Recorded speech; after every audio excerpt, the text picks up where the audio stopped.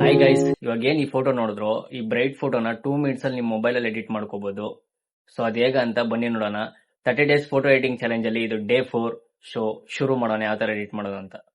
PicsArt ನ open ಮಾಡ್ಕೊಂಡು edit photo ಮೇಲೆ ಕ್ಲಿಕ್ ಮಾಡ್ಕೊಳ್ಳಿ. ಸೊ ನಿಮ್ಮ ಮೈನ್ ಫೋಟೋನ ಸೆಲೆಕ್ಟ್ ಮಾಡ್ಕೊಳ್ಳಿ. ಸೊ ನೆಕ್ಸ್ಟ್ ಕೆಳಗಡೆ ಬಂದ್ರೆ ನಿಮಗೆ ಇಲ್ಲಿ ಟೂಲ್ಸ್ ಅನ್ನೋ ಒಂದು ಆಪ್ಷನ್ ಅಲ್ಲಿ ಕ್ರಾಪ್ ಆಪ್ಷನ್ ಇರುತ್ತೆ, ಅಲ್ಲಿ ಹೋಗಿ ಪೋರ್ಟ್ರೇಟ್ ನ ಸೆಲೆಕ್ಟ್ ಮಾಡ್ಕೊಳ್ಳಿ. ಸೊ ನಾನು ಆಲ್ರೆಡಿ ಸೆಲೆಕ್ಟ್ ಮಾಡ್ಕೊಂಡಿದ್ದೀನಿ, ಡನ್ ಕೊಡ್ತೀನಿ. ಸೊ ನೆಕ್ಸ್ಟ್ ಹಾಗೆ ಸ್ಕ್ರೋಲ್ ಮಾಡ್ತಾ ಹೋದ್ರೆ ನಿಮಗೆ ಇಲ್ಲಿ ಆ್ಯಡ್ ಫೋಟೋ ಮೇಲೆ ಕ್ಲಿಕ್ ಮಾಡಿಕೊಂಡು ನೆಕ್ಸ್ಟ್ ಇಲ್ಲಿ ಬ್ಯಾಕ್ಗ್ರೌಂಡ್ನ ಸೆಲೆಕ್ಟ್ ಮಾಡ್ಕೊಳ್ಳಿ.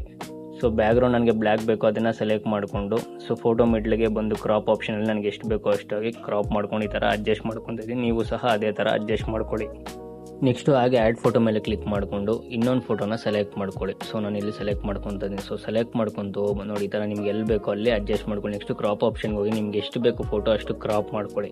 ಸೊ ಕ್ರಾಪ್ ಮಾಡ್ಕೊಬಂದು ಅದು ಬ್ಲ್ಯಾಕ್ ಲೇಯರ್ ಏನಿದೆಯೋ ಅಲ್ಲಿಗಂಡ ತೊಗೊಂಡು ನೆಕ್ಸ್ಟ್ ಕೆಳಗಡೆ ಸ್ಕ್ರೋಲ್ ಮಾಡಿದೆ ಬ್ಲೆಂಡ್ ಅನ್ನೋ ಆಪ್ಷನಲ್ಲಿ ಸ್ಕ್ರೀನ್ನ ಸೆಲೆಕ್ಟ್ ಮಾಡಿಕೊಂಡು ಸೊ ನೆಕ್ಸ್ಟು ಅಡ್ಜಸ್ಟ್ಮೆಂಟ್ಗೆ ಹೋಗಿ ಸ್ಯಾಚುರೇಷನ್ನ ಕಡಿಮೆ ಮಾಡಿ.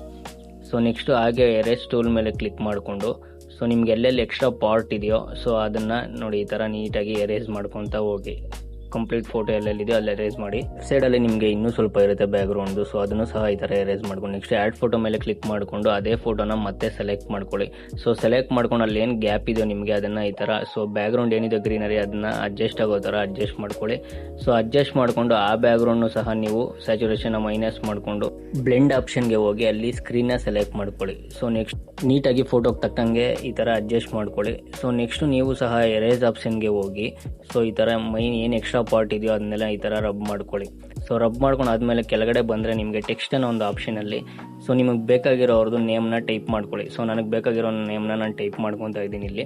ಸೊ ನೆಕ್ಸ್ಟು ರೈಟ್ ಮಾರ್ಕ್ ಮೇಲೆ ಕ್ಲಿಕ್ ಮಾಡಿಕೊಂಡು ಸೊ ನಿಮಗೆ ಫಾಂಟ್ನ ಸೆಲೆಕ್ಟ್ ಮಾಡ್ಕೊಳ್ಳಿ. ಸೊ ಇಲ್ಲಿ ಸುಮಾರು ಫಾಂಟ್ಸ್ ಇರುತ್ತೆ, ಸೊ ನನಗೆ ಬೇಕಾಗಿರೋ ಫಾಂಟ್ಸ್ ಇದು. ಸೊ ನಾನು ಫಾಂಟ್ನ ಸೆಲೆಕ್ಟ್ ಮಾಡಿಕೊಂಡು ಸೊ ನೆಕ್ಸ್ಟು ಅದನ್ನು ನೀಟಾಗಿ ಇಲ್ಲಿ ಬ್ಲ್ಯಾಕ್ ಲೇಯರಲ್ಲಿ ಅಡ್ಜಸ್ಟ್ ಮಾಡ್ಕೋಬೇಕು. ಸೊ ನನಗೆ ಎಲ್ಲಿ ಬೇಕೋ ಅಲ್ಲಿ ನಾನು ಪ್ಲೇಸ್ ಮಾಡ್ಕೊತಾ ಇದ್ದೀನಿ, ನೀವು ಸಹ ಪ್ಲೇಸ್ ಮಾಡ್ಕೊಳ್ಳಿ. ನೆಕ್ಸ್ಟು ಹಾಗೆ ಟೆಕ್ಸ್ಟ್ ಮೇಲೆ ಕ್ಲಿಕ್ ಮಾಡಿಕೊಂಡು ಸಮ್ ಕ್ಯಾಪ್ಷನ್ಸ್ ಹಾಕ್ತಾ ಇದ್ದೀನಿ. ಸೊ ನೀವು ಬೇಕಿದ್ರೆ ಹಾಕ್ಕೋಬೋದು.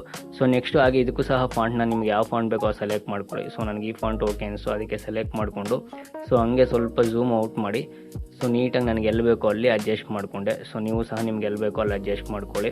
ನೆಕ್ಸ್ಟ್ ಡೌನ್ಲೋಡ್ ಮೇಲೆ ಕ್ಲಿಕ್ ಮಾಡ್ಕೊಂಡು ಡೌನ್ಲೋಡ್ ಮಾಡ್ಕೊಳ್ಳಿ. ಇದೇ ಥರ ಯೂಸ್ಫುಲ್ ವೀಡಿಯೋಸ್ಗಾಗಿ ನನ್ನ ಪೇಜ್ನ ಫಾಲೋ ಮಾಡ್ಕೊಳೋದು ಮರಿಬೇಡಿ.